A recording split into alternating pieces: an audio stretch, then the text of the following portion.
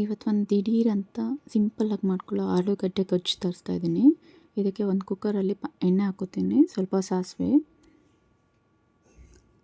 ಸಾಸಿವೆ ಸಿಟ್ಲತ್ತಿದ್ದಂಗೆ ಕರ್ಬೇವಿನ ಸೊಪ್ಪು ಹಾಕ್ಕೊಳ್ಳೋಣ.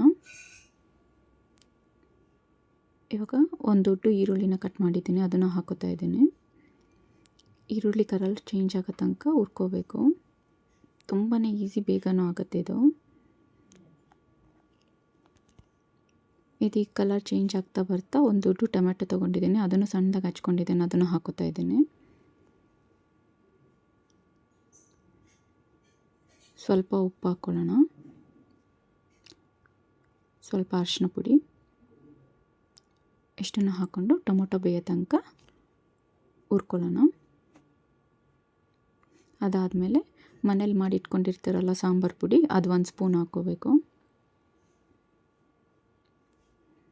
ಇವಾಗ ನಾನು 2 ಆಲೂಗಡ್ಡೆನ ಸಣ್ಣದಾಗಿ ಕಟ್ ಮಾಡಿ ಇಟ್ಕೊಂಡಿದ್ದೆ, ಅದನ್ನು ಕೂಡ ಹಾಕ್ಕೋತಾ ಇದ್ದೀನಿ. ಇದನ್ನು ಚೆನ್ನಾಗಿ ಮಿಕ್ಸ್ ಮಾಡಿಕೊಂಡು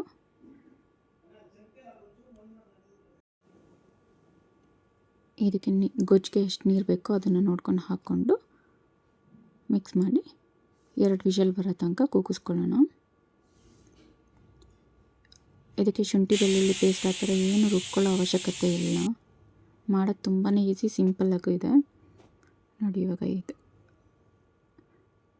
ತೆಗೆದ್ರೆ ನೀರಂಗಿದೆ. ಸ್ವಲ್ಪ ಗ್ಯಾಸ್ ಮೇಲೆ ಹಾಗೆ ಕುದಿಸ್ಕೊಂಡ್ರೆ ಸ್ವಲ್ಪ ಗಟ್ಟಿ ಬರುತ್ತೆ. ಇವಾಗ ಸ್ವಲ್ಪ ಕೊತ್ತಂಬರಿ ಸೊಪ್ಪು ಹಾಕ್ಕೊಳ್ಳೋಣ.